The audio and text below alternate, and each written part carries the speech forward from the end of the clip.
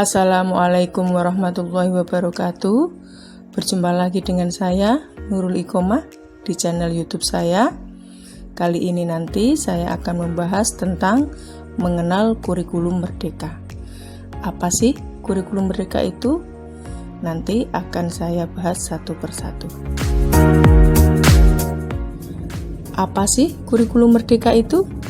Kurikulum merdeka adalah kurikulum dengan pembelajaran intrakurikuler yang beragam, di mana konten akan lebih optimal agar peserta didik memiliki cukup waktu untuk mendalami konsep dan menguatkan kompetensinya. Guru memiliki keleluasaan untuk memilih berbagai perangkat ajar, sehingga pembelajaran dapat disesuaikan dengan kebutuhan belajar dan minat peserta didik. Dalam pembahasan kurikulum merdeka ini, di sini kurikulum merdeka juga mengutamakan strategi pembelajaran berbasis proyek. Artinya apa? Artinya peserta didik akan mengimplementasikan materi yang telah mereka pelajari melalui proyek atau studi kasus, sehingga pemahaman konsep bisa lebih terlaksana. Nama proyek ini adalah Proyek Penguatan Profil Pelajar Pancasila. Proyek ini sifatnya lintas mata pelajaran. Melalui proyek ini, siswa nanti diminta untuk melakukan observasi masalah dari konteks lokal dan memberikan solusi nyata terhadap masalah tersebut. Di dalam kurikulum merdeka ini membagi jenjang kelas dari kelas 1 sampai kelas 12. Menjadi berapa fase ya? Menjadi 6 fase, yaitu fase A hingga fase F. Fase A ini adalah untuk kelas 1 sampai kelas 2. Fase B untuk kelas 3 sampai kelas 4. Sedangkan fase C untuk kelas 5 sampai kelas 6. Fase D untuk kelas 7 sampai kelas 9. Sedangkan fase E untuk kelas 10 dan fase F untuk kelas 11 sampai kelas 12. Bagian yang tidak terpisahkan dari kurikulum merdeka adalah proyek penguatan profil pelajar Pancasila. Nah, profil pelajar Pancasila ini apa saja ya? Yang pertama, beriman bertakwa kepada Tuhan Yang Maha Esa dan berakhlak mulia. Yang kedua, berkebinekaan global. Yang ketiga, bergotong royong. Yang keempat, kreatif. Yang kelima, bernalar kritis. Dan yang keenam adalah mandiri. Itulah yang termasuk profil pelajar Pancasila. Baik, saya lanjutkan lagi ya tentang profil pelajar Pancasila tadi. Yang pertama adalah beriman bertakwa kepada Tuhan Yang Maha Esa dan berakhlak mulia. Nah, berakhlak mulia ini yang termasuk di sini adalah bagaimana akhlak kita beragama, akhlak pribadi kita, akhlak kepada manusia, dan akhlak kita kepada alam, serta akhlak kita kepada negara Indonesia. Profil pelajar Pancasila yang kedua tadi adalah berkebinekaan global. Maksudnya adalah yang pertama, mengenal dan menghargai kebudayaan. Yang kedua, kemampuan kita berkomunikasi secara intelektual dalam berinteraksi dengan sesama manusia. Dan yang ketiga adalah refleksi diri kita, serta kita harus bertanggung jawab. Gotong royong merupakan profil pelajar Pancasila yang ketiga. Maksudnya gotong royong ini adalah bagaimana cara kita berkolaborasi atau bekerja sama dengan sesama. Yang kedua adalah bagaimana kepedulian kita terhadap sesama. Dan yang ketiga adalah mari kita berbagi dengan sesama. Mandiri merupakan profil pelajar Pancasila yang keempat. Di sini mandiri mempunyai maksud yang pertama, kesadaran akan diri kita dan situasi yang akan kita hadapi. Yang kedua adalah regulasi diri, maksudnya pemikiran, perasaan, dan tindakan sebaiknya dimunculkan dalam diri sendiri yang direncanakan dan disesuaikan untuk mencapai tujuan pribadi. Profil pelajar Pancasila yang kelima adalah bernalar kritis. Apa ya maksudnya bernalar kritis ini? Maksudnya adalah yang pertama, memperoleh dan memproses informasi dari gagasan yang telah diterima. Setelah memperoleh dan memproses informasi dari gagasan yang diterima, kemudian menganalisis dan mengevaluasinya. Setelah menganalisis dan mengevaluasi, merefleksikan pemikiran dan proses berpikir. Dan yang terakhir adalah mengambil keputusan. Kreatif merupakan profil pelajar Pancasila yang keenam.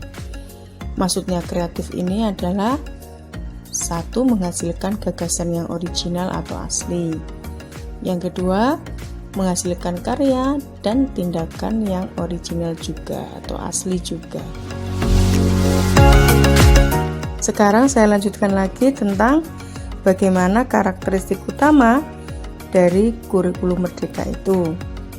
Apa saja ya karakteristik utama dari kurikulum Merdeka? Karakteristik utama dari kurikulum Merdeka yang pertama adalah kurikulum Merdeka ini pembelajarannya berbasis proyek. Nah, pembelajaran berbasis proyek ini untuk pengembangan soft skill dan karakter sesuai profil pelajar Pancasila yang tadi sudah saya bahas. Profil pelajar Pancasila itu ada 6. Yang pertama, beriman bertakwa kepada Tuhan Yang Maha Esa dan berakhlak mulia. Yang kedua, berkebinekaan global. Yang ketiga, bergotong royong. Yang keempat, kreatif. Yang kelima, bernalar kritis. Dan yang keenam adalah mandiri. Tema-tema dalam proyek kurikulum Merdeka seperti yang dikemukakan Kemendikbuddikti menentukan tema untuk setiap proyek yang diimplementasikan dalam satuan pendidikan yang dapat berubah setiap tahunnya.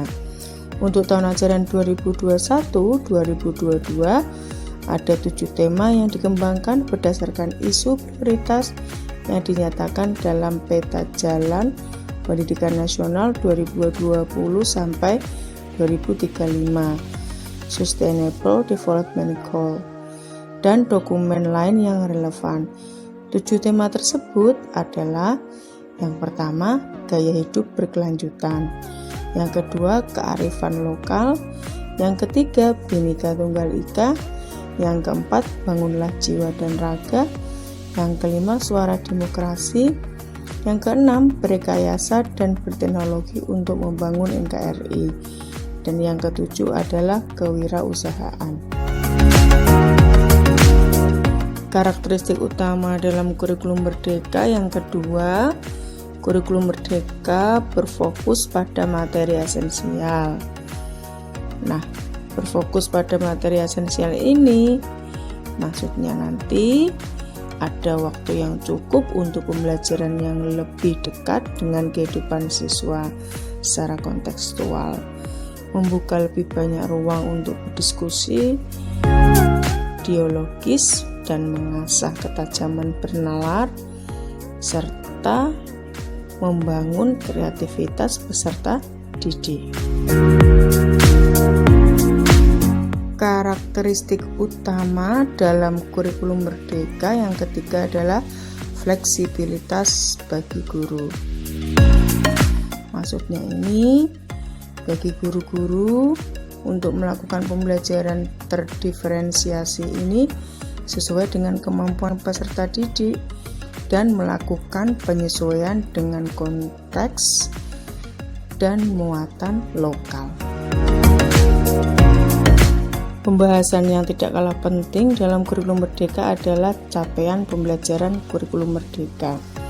Nah, capaian pembelajaran kurikulum Merdeka ini adalah rentang waktu yang dialokasikan untuk mencapai kompetensi yang ditargetkan. Capaian pembelajaran atau disingkat dengan CP ini dirancang berdasarkan fase-fase. Satu fase memiliki rentang waktu yang berbeda-beda.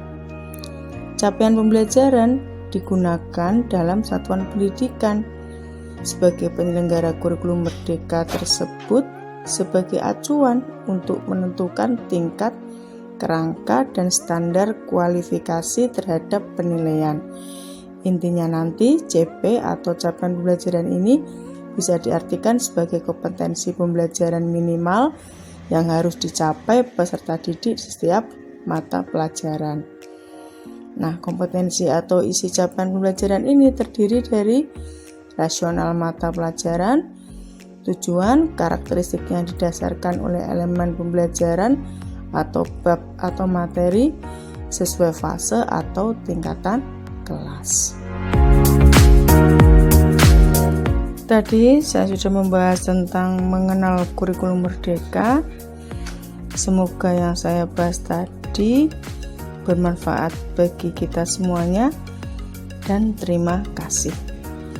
Jangan lupa tekan tombol like dan subscribe. Wassalamualaikum warahmatullahi wabarakatuh.